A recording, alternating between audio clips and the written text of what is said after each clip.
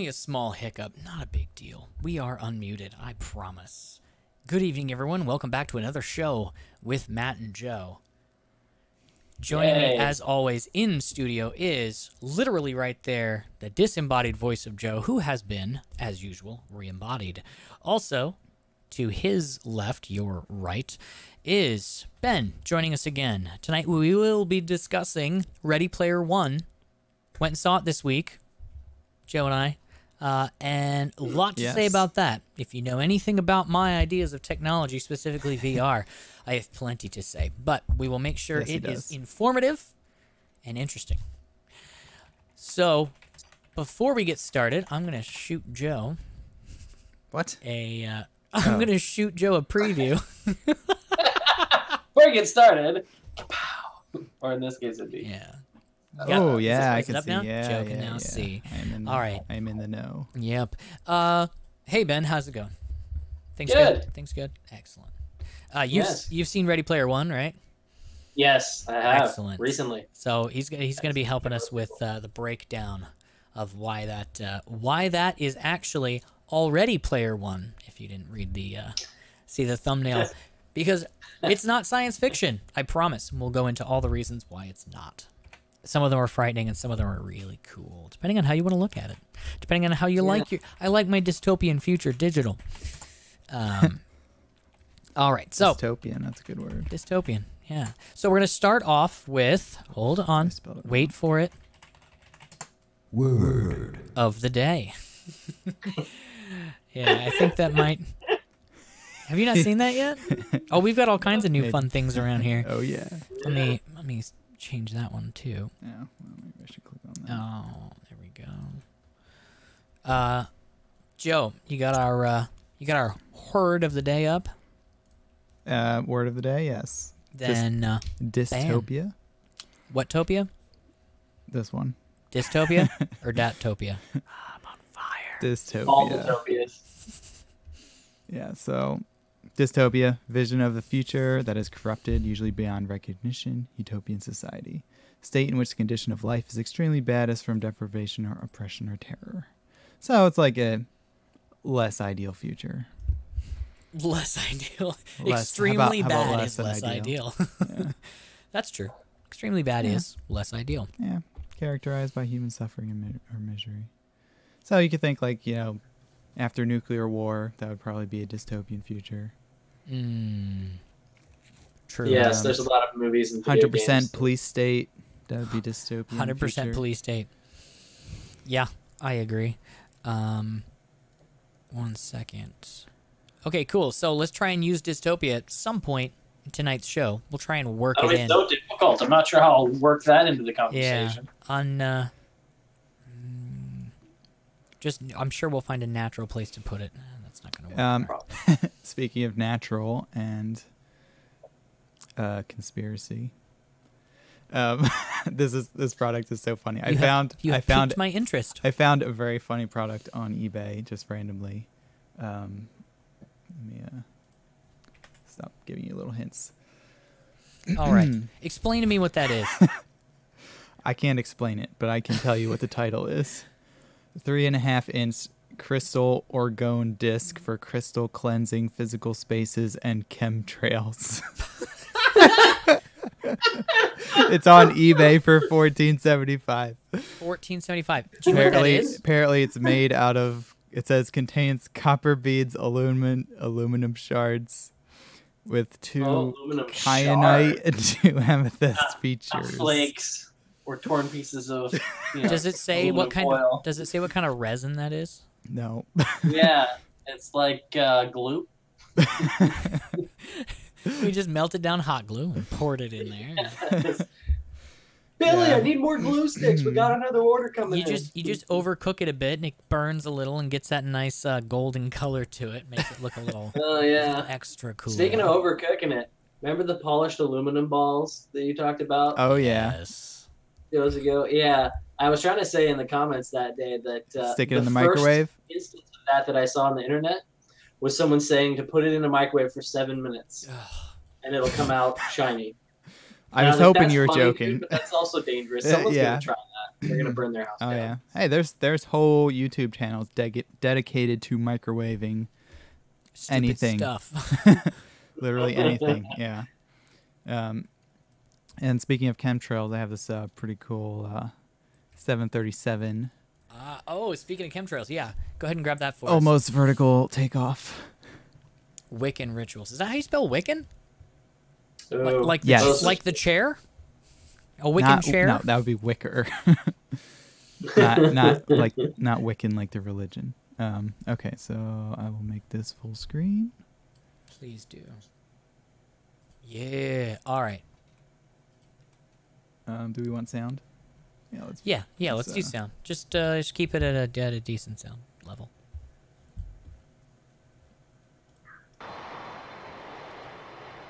Is that good? Yeah, that's good. Good That's level?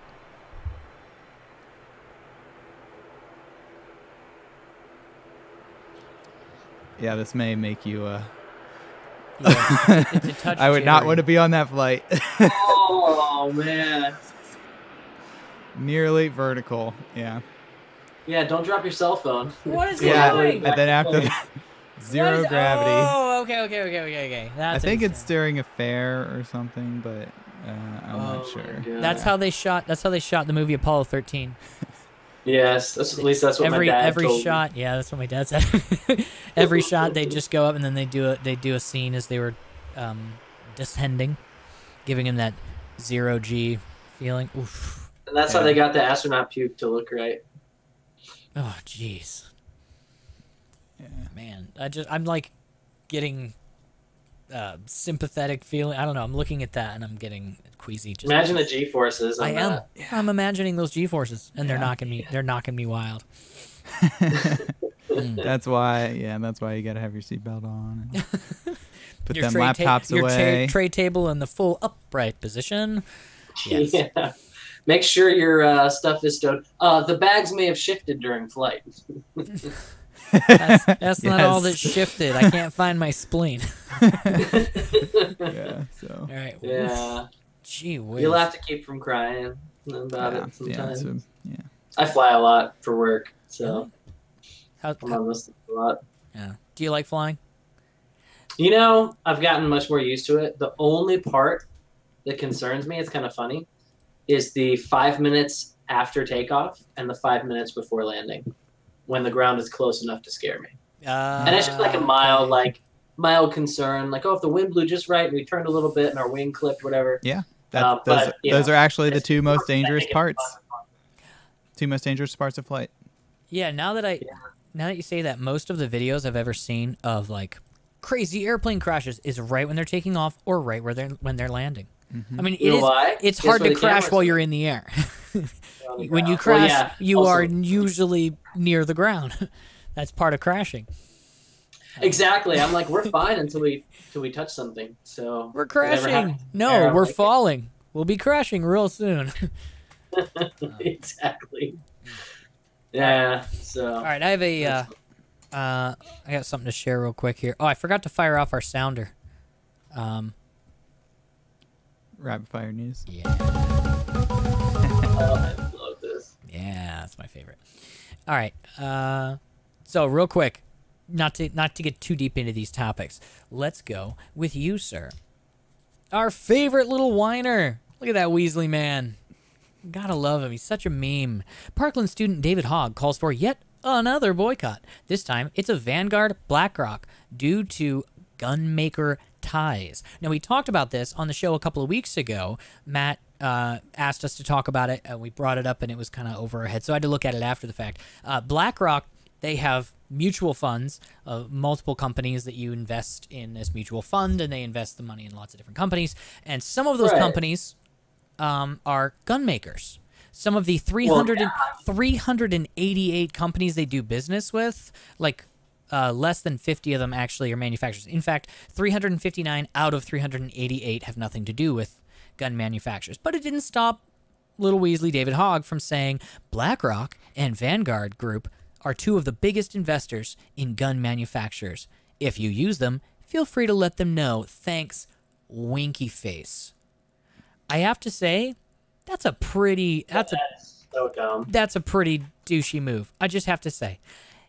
This is the same thing that Ben Shapiro called Piers Morgan out for. He's standing on the graves of 17 dead kids going, hey, guns are evil. Why don't you go try and hurt these people financially? Winky face. Winky face? Is this what you're moving? Like, it's spiteful.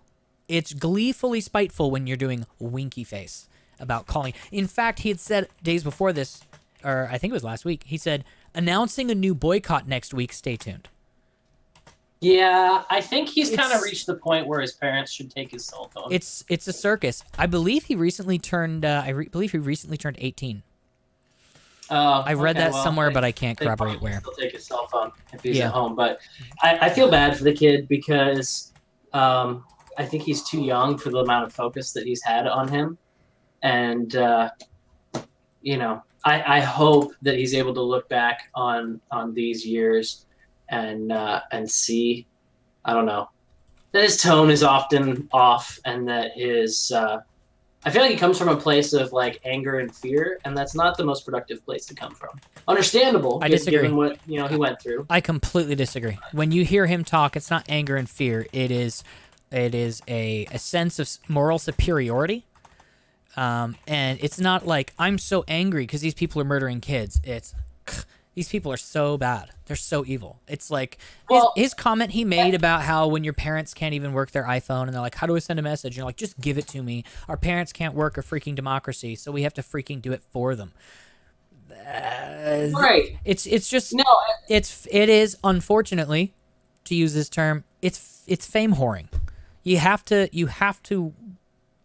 have that mindset at least a little bit when you're approaching these things from this angle. I would expect someone to say something more along the lines of, BlackRock and Vanguard Group invest a lot in gun manufacturing, which I feel is inappropriate, and if you use them, let them know how you feel about it too. Not, hey, winky face, why don't we go hurt somebody else's wallet? Eventually, someone's going to really take umbrage at the fact that he wants to hurt their business because of like his opinion of things. So it is gonna end up backfiring. He's going to get a reputation for that whiny kid who used a tragedy to try and push a political agenda and hurt companies financially with little winky face. I guess when I said anger and fear, I'm thinking like at the very root, and from that springs that sense of arrogance and superiority, because if you actually pause and have a humble moment, it's terrifying. And so people end up acting out in these arrogant and, trying to be intellectually superior or morally superior, virtue signaling and all of that. Those are all symptoms of, I'm not saying I'm innocent of this at all. A lot of this just comes from self-reflection. It's because you're coming from a place of weakness or fear or discomfort, and you're not grounded well enough in who you are as a person, that you feel like you need to lash out. You feel like you need to be petty or discomfort, vengeful on people. And so that root is a fear that you're not good enough, and a fear that you can't stand up to enough scrutiny. So you need to constantly be pushing the spotlight onto other people and pushing them under the bus. Yeah, I still think that's a bit of a charitable perspective, but I try to have charitable perspectives with people, especially people who are pretty young, because I was pretty stupid when I was his age. Yeah, I mean, there's the contrast. Are you agreeing with him? Yeah, he was stupid when he was young. Yes. Well, he can corroborate. There's the opposing perspective that student who was shot 5 times holding the door for other students came out of the hospital and said, "Superintendent of the school and police department, you failed us, and we need to figure out how to make this not happen again," rather than trying to hurt people in the wallet who happen to make guns, which actually save a lot of lives. So there is a more smart way to look at it. Yeah, here's the next thing. Did you hear about 50,000 people contracted a skin virus that causes complete system failure? Oh, so it's not just cosmetic. No. Yeah. So there were Minecraft skins uploaded to the main Mojang Minecraft website that had viruses in them that infected your hard drive and formatted your hard drive. Ooh. Yeah. That sounds a little old school as far as viruses go. Well, I'm surprised it was still effective. It was just a line of script, and so in there, it was just like, hey, computer, format drive C. So, is that because so many skins are user created that they're able to hide it in there? Yes, they but don't go undergo much scrutiny. They are supposed to vet those better. Not, it was like on the main page. It wasn't like, here's a third-party website, go there and try and find some skins. It was skins they offer on Mojang's website, who's the creator of Minecraft. So they took them down. These are 3 of the skins that were, I mean, how can you not tell that's an infected skin in the middle there? Like, that's some kind of virus. You need some lotion for Yeah. You need some creams. If you look closely, that's like some low-res Uzi source. You might need some creams for that. Some digital creams, so. I just hope that somebody's work laptop didn't get hit with that, because, like, if my personal one got jacked, it wouldn't be that big a deal. Most of my stuff's in the cloud anyway. Why are you playing Minecraft on your work laptop? That's exactly the question. I'm hoping that they weren't. I'm hoping it's just Oh, they weren't. Yes. Gotcha. Okay. Yes. No, this one's on lockdown. They won't even let me use log into personal accounts like Facebook or my own Google account on it, according to their terms, which I'm fine with. Helps keep me focused. So, yep. It's good. All right, so I'm going to move on to this next segment we have, and technically it falls into this category, but it's our main topic for the evening, so. Techie news. Yeah. You recognize that sound? Maybe. Ben? No? Okay. Never mind. Whoa. That's not supposed to happen. Never mind. All right. It's like a rehash of a very popular or previously popular sound you heard all the time. All right, I'll give it to you one more time. Listen to this. Nothing? It's not going to click. Somebody in the Is chat. that a Windows sound? Yeah. Yeah, it's a Windows sound redone. All right. Okay, so Ready Player One. Let me know your thoughts, Ben. You saw the movie overall. I did. I really enjoyed it. A lot of people, I mean, the first thing they do is start complaining either, oh, it's different than the book, or the pacing was difficult because of the book. They're trying to cram a book-length story into a movie. But putting that aside, I thought it was a fantastic exploration of how technology affects humanity and humanity affects technology. And I feel like our world already suffers from the feelings expressed in that film of wanting to get away from the world we're in. Alternate reality is becoming more and more attractive because the reality we're in isn't that great sometimes. It's dystopia. So, yes. Yes, I enjoyed the story of it. I knew for a fact it was not going to be like the book. A lot of people were complaining about that, like you said. It never can be. And even having never read the book, I'd started the book the day before, and I read the first chapter, and I was like, isn't this in theaters right now? Maybe I'll just go see the movie. I'll be lazy about it. Yeah, that way you can, you won't be disappointed. And yeah, I'll read the book afterwards and be like, this is so much better. Yeah. That is true. I was fascinated by the cultural references they're able to put in. Apparently, they did a lot of work up front getting permission to bring in all of these different licenses and all these different properties. Yeah. And I thought it was fantastic to see so much Blizzard stuff, to see so much stuff. And I'm not like a big pop culture person that can name every reference, but I felt like it was fun to see something and go, I kind of know what that is, and I know it's important to a lot of people. And so even the ones that were kind of obscure to me were still enjoyable that they were there. Did you recognize toward the end when the samurai guy turned into a Gundam?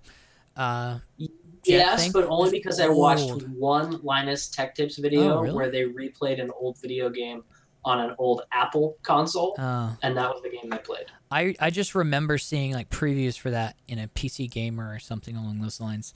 And wow. Yeah, long time ago, like a PC Gamer CD, and I remember just this cartoon video. Ago. So as soon as it popped out, I was like, nostalgia, and I never even played it. I just remember seeing that. Yeah, they did. They had a lot of references to like pop culture games and things. Here you've got somebody, I never played it, so I don't know. Somebody from Overwatch.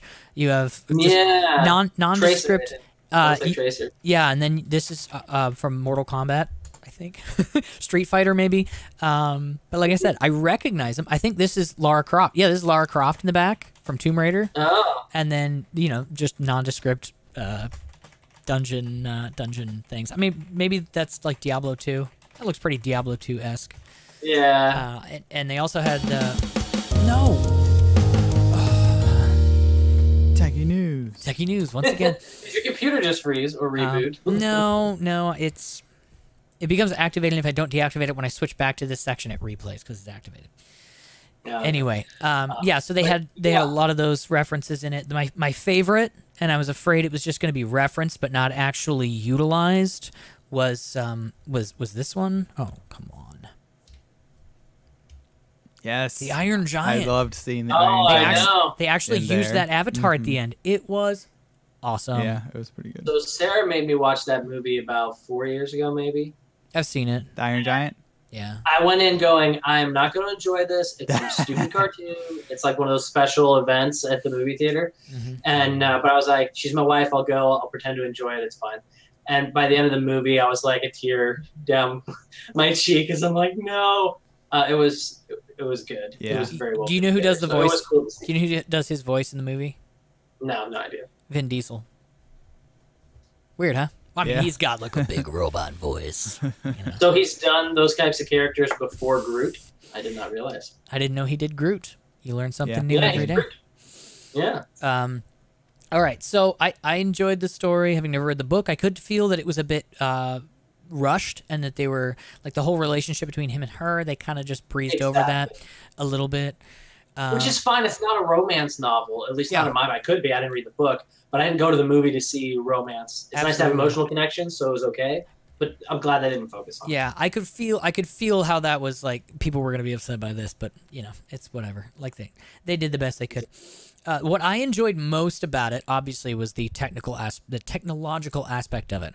Big VR head. I've had a year and a half. I've had HTC Vive, and just love it. Absolutely amazing. And having followed a lot of the developments in VR technology over the last 2 years almost, looking at this movie, all of this technology is actual things that have been prototyped and are usable.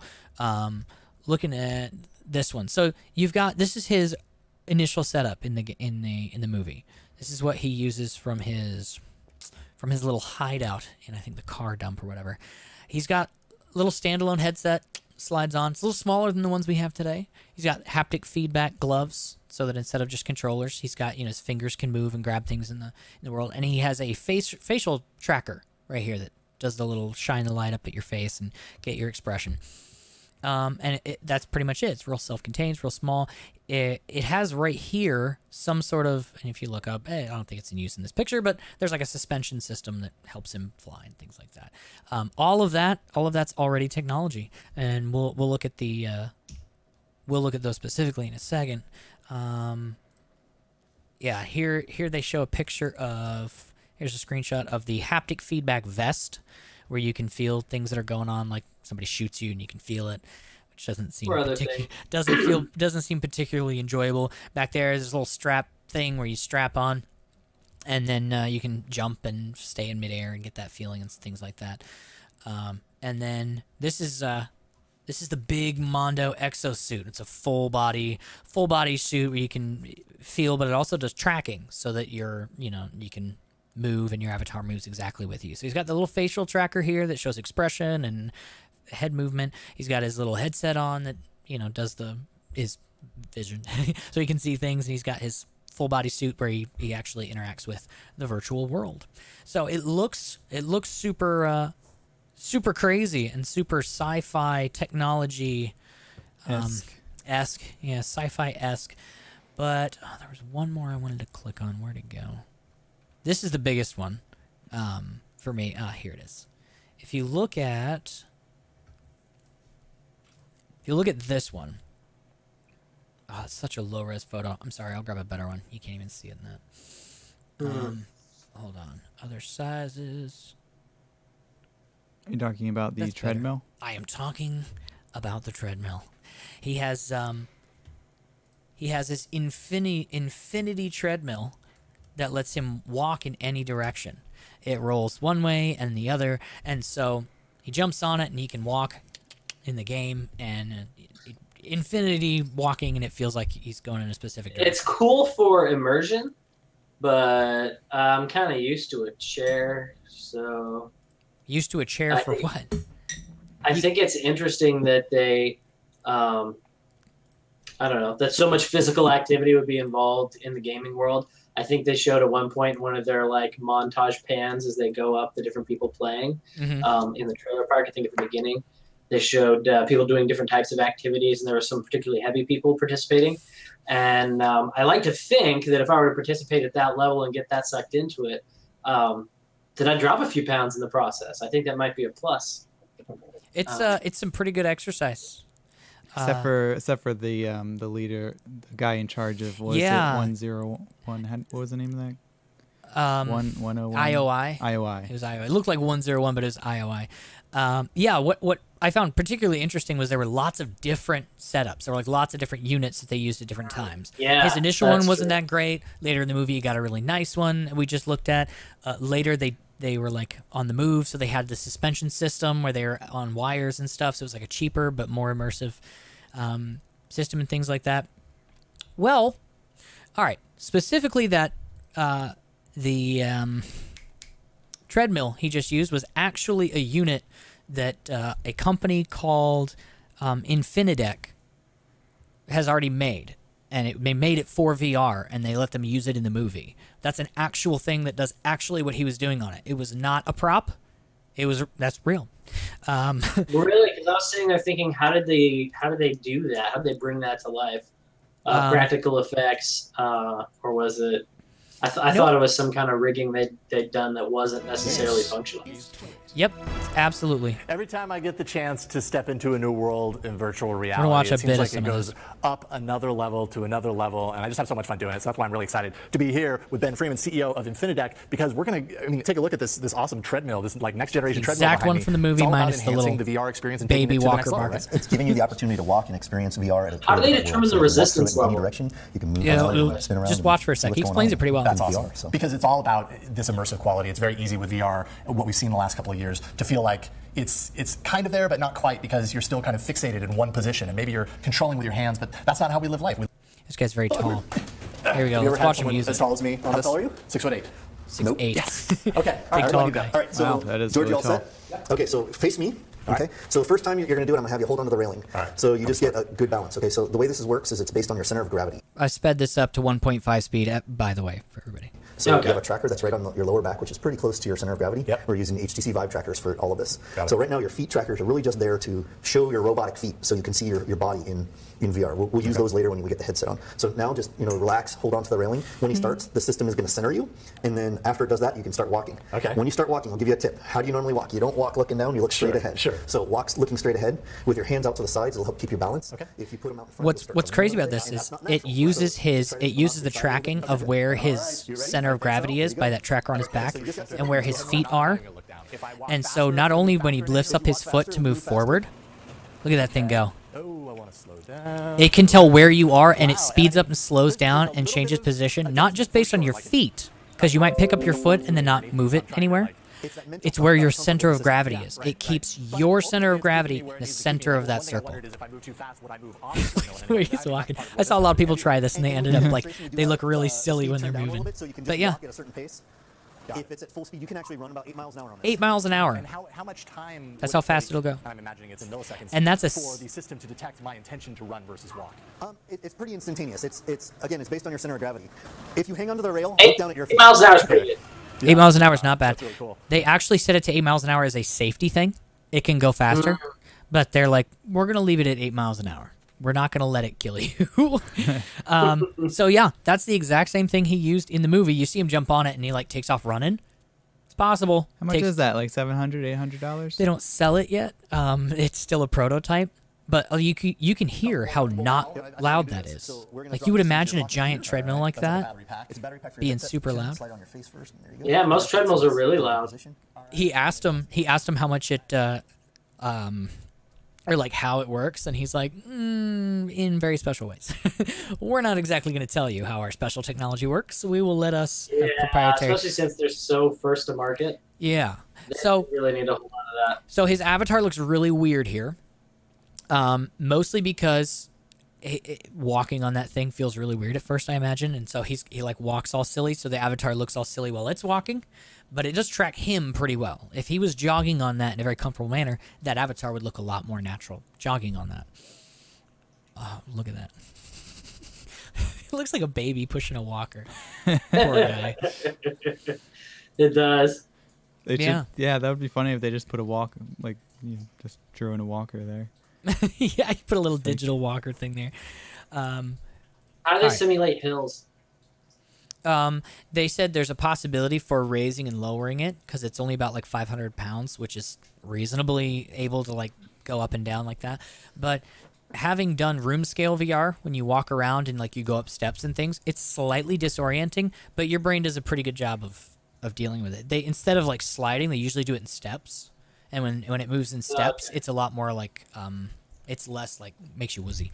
I've seen one with like instead of a flat surface, it was kind of like a curve. So you could probably simulate a hill by bringing you closer to the curve. Probably. That's a good point.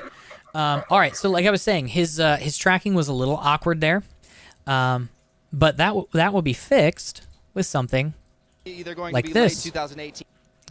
Here is the Tesla This is Jake Rossman for full Digital Trends. haptic We are body here VR at the suit. Eureka Park Expo as part of CES 2018 with the Tesla suit. And I'm here with Dimitri, and he is going to tell us a little bit about what this suit can do. You might imagine it's a VR-based suit, similar to something if you've read Ready Player One or going to see the movie later this year. It's a haptic suit, so as you're playing a game, it will provide real feedback to basically all over your body.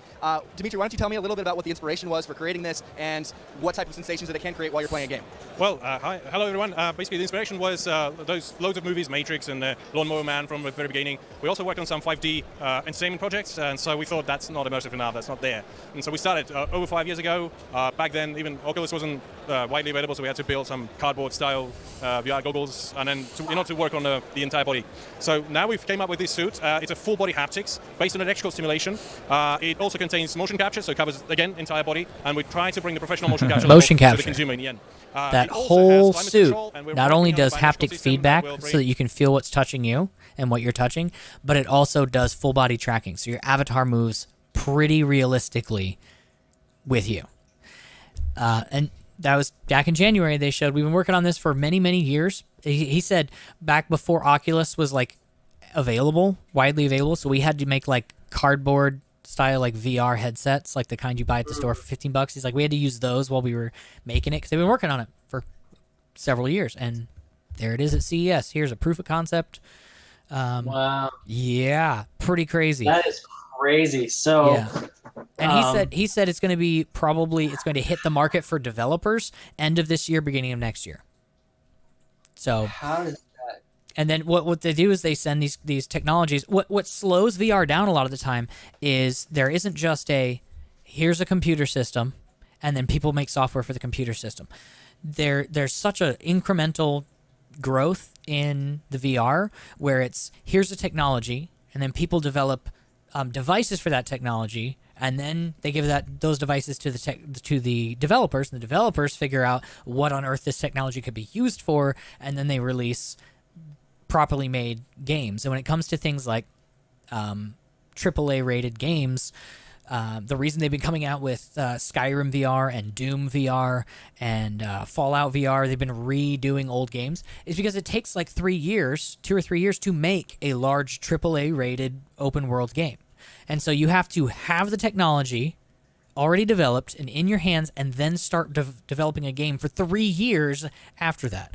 So the fact that the headsets... that's a lot to ask. Yeah. Like, if you wanted to have a horror game where you're walking down a dark hallway and suddenly something grabs your shoulder and you turn around and see some horrifying thing, you have to have that suit around before you can do the programming and the testing and the validation and the artistic license decisions of how that's going to play out, and then release it and then have people adopt it. And you also have to get enough people that have the hardware you're making a game for before you have a market big enough to develop for it, to have it be worth the financial investment. What you're going to see a lot of these, Matt just said in the chat, apologies, chat, I've been clipping through this because I'm so excited I've been ignoring the chat. He said, Tesla is hemorrhaging cash. Cool products, broke business. Yeah, they get a lot of government funding I'm not super happy about that, but it does mean they'll stay in business for a little bit longer. But yes, these kinds of things will be mostly sold to attraction places where you get like VR arcades or places like Disney World. They're implementing a lot of VR. I mean, do the Jedi experience. Put on this Tesla full body suit. You get to run it for 15 minutes for $50 because you're already just bleeding cash at Disneyland or Disney World anyway. And then, the kid gets to go in there and put on the headset and Oh my and gosh. be a Jedi and feel the lightsaber slash his leg and things like that. All right, one more of these technologies. Like I said, he had the haptic gloves and suit on. We just saw that's a thing. He had the infinity treadmill. We just saw that's already a thing. In fact, it's the exact same one he used in the movie. One more that's going to do wonders for multiplayer VR is this one's called Eye Core. And it's exactly what it sounds like. It tracks your eye movement for 3 different reasons. One is so that they can do foveated rendering, so that only what you're directly looking at is rendered in HD and everything else is fuzzy. So that as you look, that's interesting. Well, so you can save processing saves power. a lot of processing power. So when screens become higher def, it won't take 3 SLI graphics cards that are each $1,000 and a big system with liquid cooling out the door. Like you'll be able to deal with a 4K screen, a true 4K screen. And So while VR and AR headsets are thing in immersive user experiences, they still suffer a number of drawbacks. And number 2 being the ability to select things with your vision. So a lot of it is you have a cursor in the center and you move your head around for things. But you'll be able to just glance over at it and it'll know where your eye is looking and you can select things by glancing at them, which is pretty crazy. But the third and most important It sounds dangerous. It is dangerous. I mean, I would like to have an option to at least blink or something. Oh no, you have like your controller, and so you click with your controller, but you select with your eyes. Okay. You I was look just at thinking it. like, that I just would want to give look all around. Okay, what am I? I'm selecting. I'm just like a whole trail of selections going on. What did I just do? Yeah. The most important one though is eye tracking for multiplayer, so people can tell where you're looking and what expression you're doing, which goes a long way rather than what they call like the thousand-yard stare, where you're like, it looks like you're just looking right through the person. But look at that, you'll be able to see exactly what the person's like. I like that eyebrow. If you've seen the movie, you know that a lot of it has to do with them interacting with each other, their facial features being captured, and a lot of interaction. So you'd say feels a lot more this personal. has become a social thing. Yeah, VR chat will take on a whole new layer at that point. Absolutely. All of what we just showed will go miles and miles for social VR, because big eyes, of course. Mention of, well, we saw we were talking about the movie how the girl has like these huge eyes, like to her avatar, and like digital versions of girls have like these gigantic eyes. So that's what he was talking. The person there just did too. But like a lot of it, that it's really awesome to do combat or whatever, where you're like actually running and charging at the enemy, and you've got haptic feedback for when you get shot and things like that. But to be able to like dance with someone in VR, or be able to like pretty much any social interaction you have with a person, apart from like wrestling, you can't do that. The one problem they still haven't solved, and I don't think they're going to without big, heavy machinery, is contact. So you can't you can't lock swords with somebody. Your sword's your sword's gonna go right through them until they have full body locked on suits that where motors and actuators will literally stop your arm, like you're wearing a suit of armor that will cease motion when you hit a spot. So speaking of social VR, here's something they came out with recently. Oculus has a couple extra headsets coming out this year, which are really, really cool. One of them is a standalone headset that doesn't need a computer, but has 6 degrees of freedom tracking. So you, as room scale, you can walk around the room. You don't need lighthouses. You don't need to be plugged into anything. You just put it on, and you can do room scale moving around VR. So it tracks from you outward instead of from the outward in? They call it inside-out tracking. And 6 degrees of freedom, because there's only 3 degrees of freedom with a Gear VR, or the one they're coming out with this year that's standalone. That's called the Oculus Go. And you put that on, and you have tilts, and you have roll, and you have yaw, which is turning this way, and that's it. You can't slide, you can't move around the room.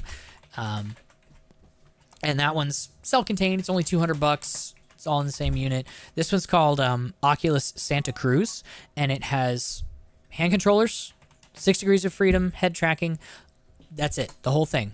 Put the goggles on, grab the 2 controllers. It tells where the walls are. It tells where your hands are, and you can do anything you can do on an HTC Vive or an Oculus Rift that you would normally need a $1,000 computer and satellites set up in a specific space. This you could literally take to, I don't know, like the gym, and like rent out a space, like a racquetball court at the gym, and just put on this headset. Oh, you're missing it. Sorry. So I might have missed when you mentioned that it does all its own processing on board. Yep. It's a completely self-contained unit with just the headset and the hand controllers. I thought it was just wireless, you were saying, because it's like an independent, like there's something else somewhere doing all the processing. They built the processors into it? Yep.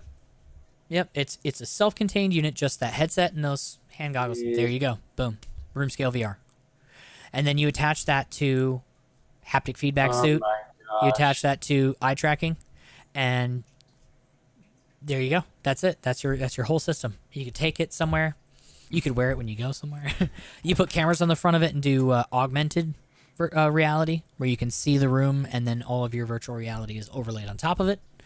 But yeah, that's coming to developers this year, and then developers will figure out a good use for it, and they'll into next year they'll start releasing it. Who knows how much that's going to cost though? But they just dropped HTC Vive down to like $600, which is the lowest it's ever been, but that's like its permanent price. But that's just for the headset and the hand tracking things. You still need like $1,000 computer, and these days graphics cards are ridiculously expensive. So okay, in recent past they have been, but if you look at the last 2 weeks, it's been getting pretty great. 2 weeks, huh? Yeah. Oh, okay. That's good news. Oh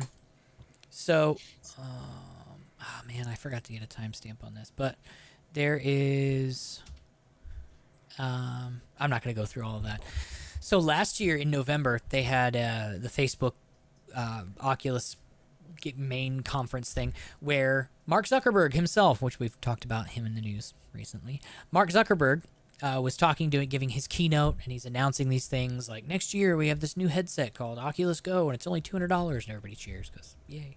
And he says their goal, he talks about all the different uses for VR and why they're into it. None of those were games. He didn't talk anything about like gaming. It was, here's an 80-year-old woman who can't get out anymore, and so she uses things like Google Maps to like virtually visit places, and because she puts on her Oculus Rift and you know, interacts with things and does interesting stuff that she can't do anymore.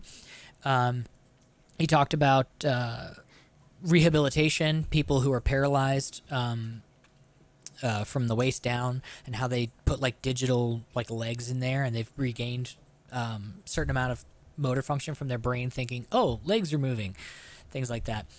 And he talked about virtual presence, doing things like social gatherings. Is it just music on this? And there's that's pretty great, and I feel like while familiar. Oh right, Catan. Cell phones to games, mm-hmm.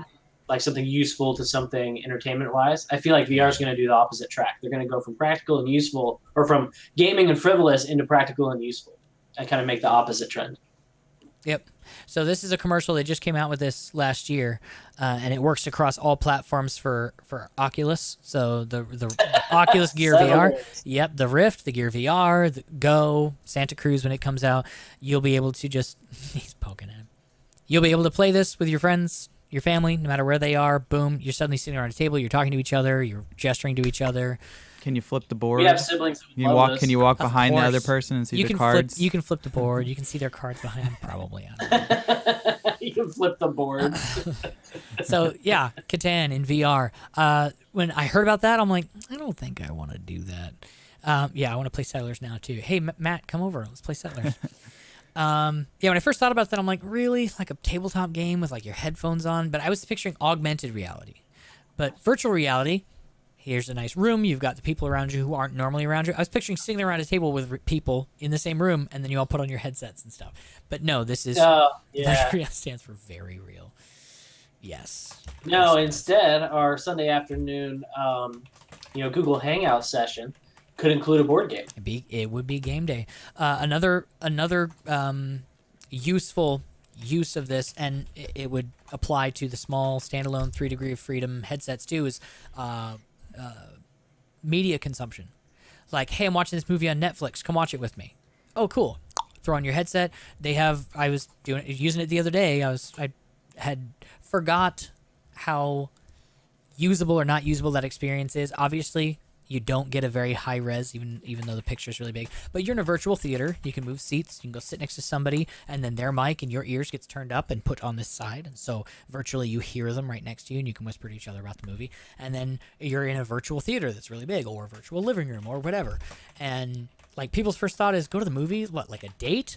But like, no, like, hey, we're going to watch Princess Bride. You know, everybody, we're doing Princess Bride night on Sunday, and all of us siblings, it's a family movie we enjoy. We could all just pop on the headsets and we all watch Princess Bride, and we tell each other to shut up as we quote the movie the whole time and things like that. So imagine a Broadway play, a musical, viewed that way.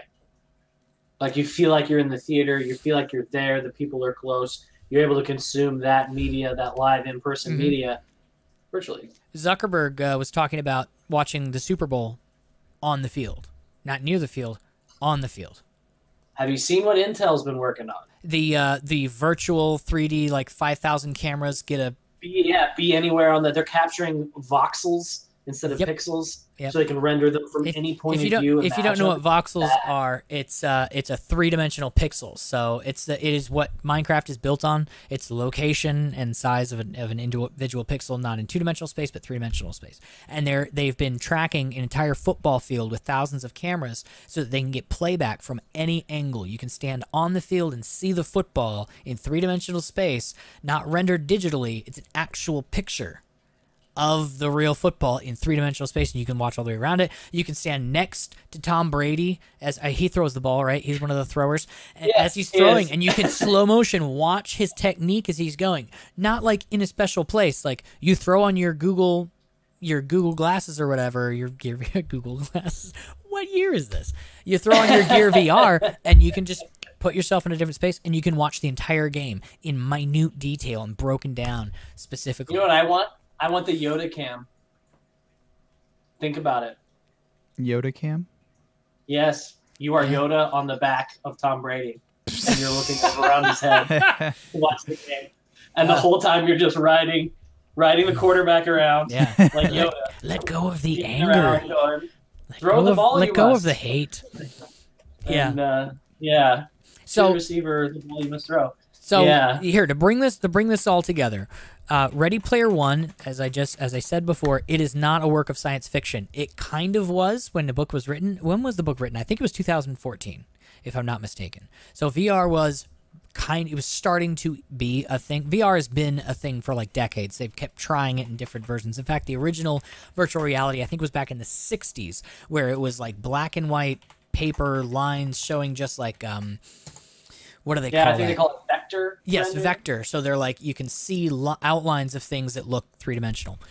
That was the original virtual reality. So it's been a thing for a while, but the ideas and the technologies in Ready Player One are actually the technologies we're seeing today. They're coming to market, whether consumer market or for special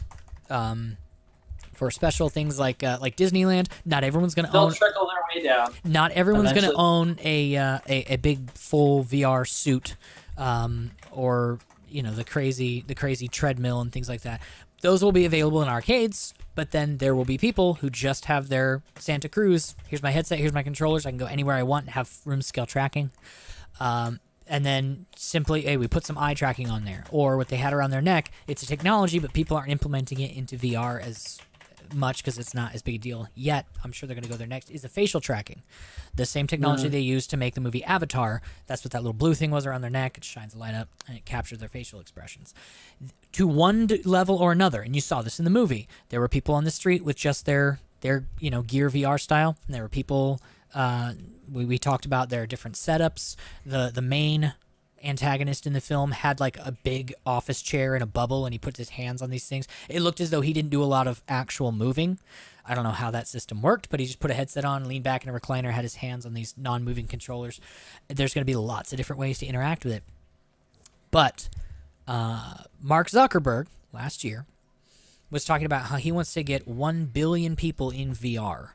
Is the goal of Facebook. And he's not talking about games. He's not talking about people just enjoying random things. He's talking about implementing it into your life. Reality is great. He's talking about information. But we can always make it better. Now, think about that in context of the last week when he was brought to Congress to be grilled on people's data, leaks of people's data. How do you handle people's data? Do you sell it to people who would pay a lot of money for these things? Can you imagine what people would pay to know, like, you browse Facebook, you click on ads, they get an idea of your ads or whatever. Joe showed us last week, I don't know if we brought it up on the show or not, there's a list you can find on Facebook where it will tell you the different categories it puts you in. I am specifically listed. Tell you your political affiliation. It will tell you political affiliation. You have a child this age and a child this age. You like bleeding edge, you like new technology. I don't write that on Facebook. I don't say my child's 4th birthday. It just knows that. And so imagine how much more data they're going to get from the things you do, the things you say. All of that, if it's broadcast to somebody else, it's saved somewhere. So it's not just what you look at when you're in a room that they created. Exactly. They've already tried to implement cell phone cameras to try and figure out where they can eye track to see where on the website your eye is being caught and which ads are actually catching your eye and how long your eye remains on, like minute details of the way you look at things and consume things. Imagine when it is full body tracking and they're collecting this data.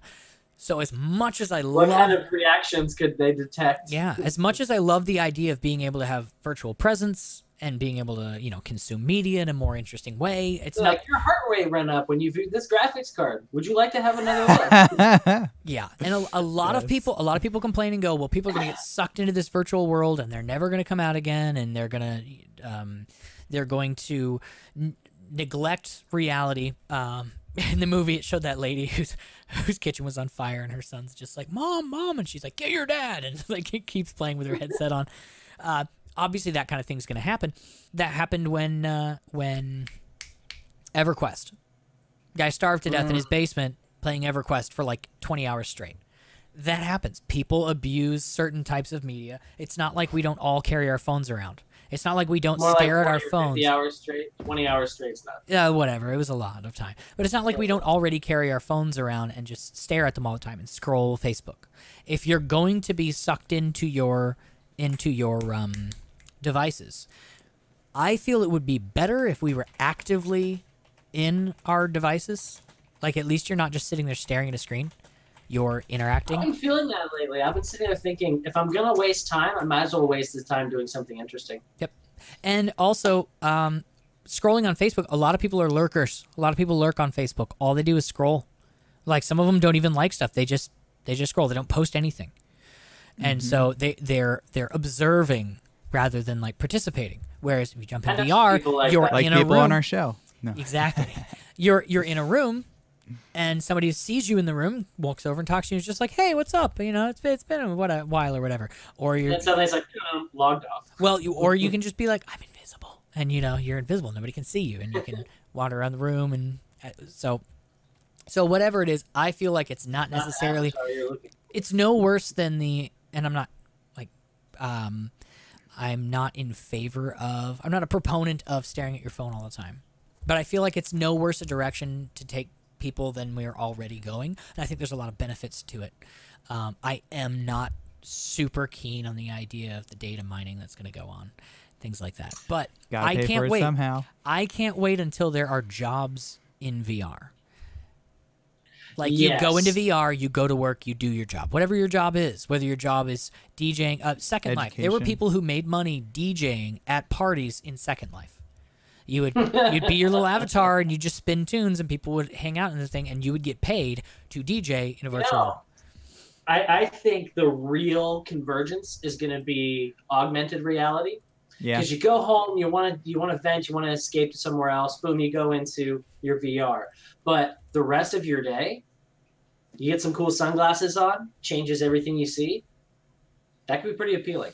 Yep. One of the before I forget, one of the frightening things was when he was talking about we can get up to 80% of a person's field of vision covered in ads before they like black out. Inducing seizures. Yeah, before inducing seizures. And I'm like, no. That's a great line. No, I refuse to have you put a little pop-up ad in the corner of what I'm doing. And it's just on my screen. Deal with it. That's one of the prices of using Facebook now is we're going to put ads in the corner of your field of vision whenever you're in your headset. Not going to happen. Ad blockers out the wazoo. I don't care. Yeah. Just virtual billboards that do that style. That's I think funny. that's what I've never used ad blocker because I feel guilty. Because I feel I'm using a free service. I should pay for it by having to look at the ads. Well, you're not always using a free service. I'm fine with ads when as you long see as they're ads. I'm not. not paying for it. If ads go crazy, I will just that's I'll when just it's stop ad using the blocker. platform. If they abuse it to the point where it's annoying, like a full page pop up that you try to click through and there's a timer and it becomes frustrating, I just won't consume their media and move to something else that does it better. But a little bit of ads, I think, is a good thing because it makes it free. I like that model. All right, so that's my 2 cents on the movie. It's all here. It's all now. It's coming the next couple of years. Whether it's in your home or whether it's in a VR arcade, it's all going to happen. A lot more people are going to be moving into VR simply because it's a new technology. It's an opportunity to do a lot of things that we couldn't do before. Augmented reality as well. Snapchat, that's augmented reality. Pokemon Go, that's augmented reality. It's only gonna get better. I was gonna say worse, but it's only gonna get better. Hopefully it gets better. Yeah, I enjoyed the movie. I thought it was real true to life. And but be careful. Nobody download Facebook's app. Yeah. But I would encourage people, at least to whatever small degree you can get for less than $100. You can get a Gear VR, try it, know whether or not you like it, get an idea, get on board now, start getting used to it. My son, I get my son playing Fruit Ninja in VR sometimes. He's gonna grow up knowing how to use that, so he's Fruit gonna Ninja's fine. Fruit Ninja's fun. Let me just go through some of the chat before we call it a night because we're about out of time. I like that Batman art in your background, Ben. That looks really cool. Oh, yes, this was painted by my brother-in-law, John. Really? Yeah. He has a master's degree. Which one? Because we can only see the gray one that's a Batman bat silhouette. My finger will find it eventually. Okay. But, he actually painted both at the same time, I think, for my wife for her birthday. Wow. They're pretty Impressive. great. Yeah, I like it. All right. Let me go through some of this chat real quick because I ignored it the whole time. Imore Pizza says, I would probably play more video games if it was more physical. If I could walk while playing, awesome. Room scale VR, while you can't like jog, you can do like Zumba style workout. I've been putting wrist weights, 3 pounds on each hand, and then doing the sword fighting. And I literally will lose. I will like pass out, not pass out, but I will get so tired I can't swing the sword anymore and just kind of like flop down on the ground before I die. Like that's how I lose. I can't swing my sword anymore because I got 3 pounds on each hand, and I'm like, that's pretty cool. It is cool. There's probably a better way. I should get into that. I could lose some weight. Yeah, there's probably a better way to do that. There's Fruit Ninja, which is pretty uses a lot of your muscles and things. But if you're in a decent sized room, you can do, certain games where you have to like step, like DDR style. You have to step over here. It's usually dodging lasers and things, but like, lasers will come by, you have to hit the deck, and then lasers come by, you have to jump them, and things like gets faster and faster. Do you have to jump through like a foam human shaped wall that's coming at you? Kinda. Not human shaped maybe, but pretty close to that. So it's like temple run style thing. So there's good ways that you can get some physical exercise out of it. We already read Tesla's hemorrhaging cash. Let's see. As long as they're quote unquote in business, I guess they're doing something right. Yeah, whether it's stealing from the government or or actually making a profit. As long as they're in business, they're doing something right. Yeah, how will anybody solve the two colliding swords problem? In the video game I use now, you're playing against NPCs, so you don't have to worry about it. When you block their sword, you swing at them, their sword gives a little, and you like interrupt their attack, and they kind of react to that or whatever. But there's force feedback, little rumble packs on your hands, so you get kind of the sensation that you collided with something, but usually it just gives. When you walk into walls, your vision just goes black, so it's like, don't walk into walls. Yeah, so that's going to be a thing. Sword fighting is not going to be as interesting. It just won't be. Sorry. Yeah, it's hysterical the things we come up with. Amor Pizza says in order to be social without ever leaving home. Yes, but later down, I think I saw you say something about military presence for. Yes, it is technology that would be really nice for families that are separated from military absences, etc. I actually saw a promo, I think about a year ago, where they did like a digital capture of a soldier and like surprised his wife and kids. They're like, put on these goggles, and it was like a augmented reality version of him standing there, and he's just like, hey everybody, hello from Merry Christmas from overseas or something like that. It's supposed to be one of those tear jerkers that's like virtual reality bringing you together. So. Absolutely. Matt says he wants to play Settlers now. You're on. VR stands for very real. What was that one? Virtually real. It's like virtually real. Virtual Sundance Film Festival. Absolutely. Is it a technology that would be really? It is a technology that would be really nice for families. That's what I just read. That would be a boon to referees. Let's see the playback on that. And he comes over and he's squatting down. Yeah. No, I was right. He's out. Possible He's angle. out. Like, nope, he didn't have control of the ball. Yeah. Crowdsource. That's actually genius. Twitch refs football.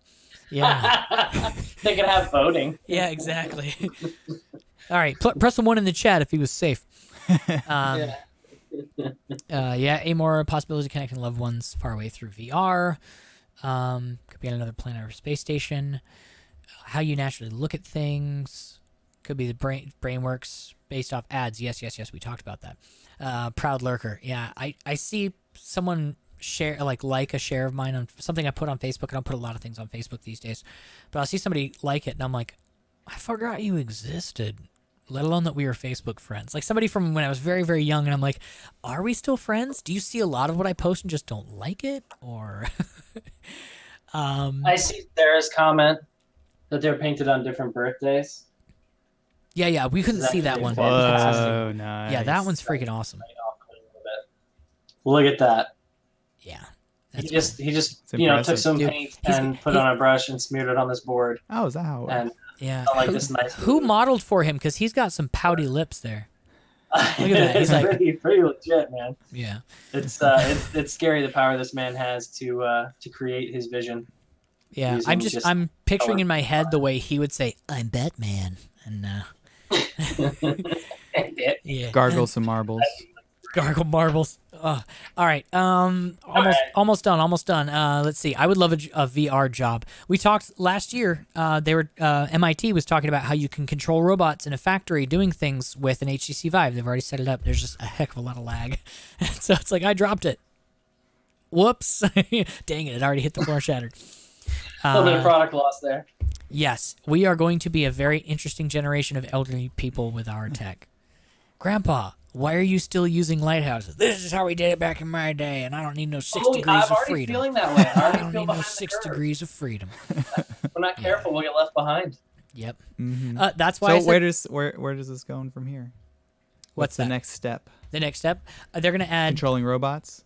Yeah. I think you just send a robot out into the society. You interact with society through the robot. We already use drones to attack like unmanned. A drone is unmanned, so you got people back in the States controlling airplanes. We could have actual robots like androids running on the battlefields overseas, shooting at people, and people controlling them with like actual body movements. Yeah, could save lives while simultaneously taking them. I think I think jobs is not really around the corner. I think socially is going to be the biggest part. You still see a lot of people complaining about their games. Gamers are very, I like my mouse, I like my keyboard, or I like my thumbs control or whatever. Games are probably as saturated as they're going to get for a while. I think the next developments are going to be in the actual experience and making it as real for social interactions as possible. I think that's going to be where it's going to go from here. And then education. And then You think this will change the face of homeschool? Definitely. Yeah. I mean, you could virtually go to school. Ugh.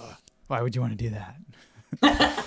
So that I don't have to send my child to a place with a lot of other children. All right, class. Do you know, Yeah. do you know how many kids? Do you know how many kids wouldn't get beat up at school anymore? Not that I'm like super worried about my kid getting beat Well, up I at mean, school. if you're but- able to talk, you get verbally abused. Oh, that's different than like people's lunch money getting stolen. Is it? I said different. I didn't say better. I said different. So yes, I want a robot to get my groceries. You can already do that. So I think a lot of it's going to be social. There, Mark Zuckerberg did talk about where you can do like exploded views of the heart in Black Panther when she was like looking at where his spine was shot. When she like had him in her little thing, and she grabs like this little virtual thing and like explodes his thing to look at it. They can already do that. I've played a couple of things where you can like have a human body and you can dissect it and just get a view of where everything is. You can do that with like engines, working on a plane engine, and you're like just pop it open and you can see all the nuts and bolts and where they go and how they fit and things like that. A lot of educational possibilities there, but I think socially, because a lot of us do social media anyway, and people are going to be interested. Some people are going to be interested in virtual presence, so that's kind of where I think it's going to head most. What do you think, Ben? Cool. What are your worries, hopes, and fears about VR? I'm just afraid that more and more people will spend more time doing that and less time doing things to keep food around. Food? And such things, keeping the lights on. But it'll be a while before we get to that point. We could have a lot fewer illegal immigrants picking fruit if they could just pick it from the other country. Stay in Mexico and pick our fruit. You wouldn't have to worry about jumping over the border. Your little robot is here picking fruit. You could keep your American job, keep your American Pretty dollars. sure you could automate that, but that's okay. Yeah, but I just mean like they would be the automation. You'd have to teach them the difference between apples and oranges. Can we go to church with VR? Kind of. I mean, They technically, already do that in Alaska. yeah, they have like teleconferences and stuff. Like, Yeah, they have branches that you can go in and have a sacrament meeting, teleconference. Kind of. Joe, final thoughts. Where do you think Where do you hope VR is going to go? Oh, where do I make hope? it hopeful. Yes. Yeah. What do you Well, think? Would be I'm for good more development? for augmented reality because I don't know. I honestly hate the idea of blocking out my senses to the real world. Like I wouldn't like going to an arcade. Okay, let's put this over, and that'd be fun and everything. But I'm like, what's going on around me? Like I just hate not knowing. Okay, I can see that. I got terrified in the movie when like he was like the people were after him and he puts on his headset and I'm like, but you can't see. Yeah. You can't see what's behind you. Like I got like really anxious for him because like you're very vulnerable. Yeah, I'm more for augmented reality, so I hope it goes in that direction. And education, I hope this opens up great avenues for learning things, like not just like reading and watching movies, but doing things more hands-on. Can you even if imagine it's virtual hands actually being able to be in the cockpit of a 747? Yeah, that would be great. Like flipping the switches with your hands, holding the stick. Doing, Actually, I just read a comment about they had to put buttons on the cockpits that you couldn't take off because pilots would take off the buttons that they would never use, and they would stuff their trash in there, and it would become a fire hazard. Yeah, because there's no waste baskets in there, so they just needed to put it somewhere. And candy wrapper, like their flight cargo pants or whatever. Wear cargo pants and slide them in there. Okay, one last thought. One last thought before you call it a night. Augmented reality. Imagine if you could put a geotag where you put things. I'm going to put this box, I'm going to list what's in it, and then I'm going to say right here. And then no matter where you are, you're like, where is this thing? And you can see through the walls. You can see it's right there. And then you walk through the same way you can on video games where you put like a waypoint. You'll be, oh, geez, I'm pulling everything up into main cell screen. phone and keys. I got to get better at that. Woof. Where's my keys? Yeah, where are my keys? But like, I packed away that box of cables. I'm always trying to find cables. I'm like, I need an adapter for this cable, but I have 18 boxes of cables in different parts of the house. Where's this thing? And you just pull it up, and you'll be able to find it. So being able to find lost objects, I think that trumps any other. Development for augmented or virtual reality. Oh, what's that? What's what? Ben's face turned into a musical. I'm sorry, guys. I'm not used to. I'm a DJ. I had to do something different for his face today because it was being silly. So that's usually where I put all my stuff. Yeah, that's like my batters on deck or whatever for stuff. And now it's Ben's face. All right, everybody, thanks for joining us for another show with Matt and Joe. Special thanks to Ben for coming in and giving his opinion on Ready Player One. Remember, the future is now. We are already Player One. If you haven't seen the movie, I highly recommend going and seeing the movie. If you don't have a VR system, think about getting at least the cheapest one. Netflix, they have Netflix apps for all of them. If you watch Netflix, try watching it in VR. You forget about that screen door pretty quick. I'm just going to say, you get accustomed to it. All right, we will see. Oh, no. We will see you all next week.